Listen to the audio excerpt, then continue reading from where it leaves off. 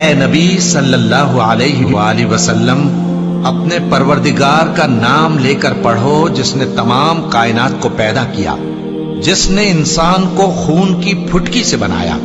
پڑھو اور تمہارا پروردگار بڑا کریم ہے، جس نے قلم کے ذریعے سے علم سکھایا اور انسان کو وہ باتیں سکھائیں جن کا اس کو علم نہ تھا، مگر انسان سرکش ہو جاتا ہے اس بنا پر کہ وہ اپنے آپ کو بے نیاز سمجھتا ہے۔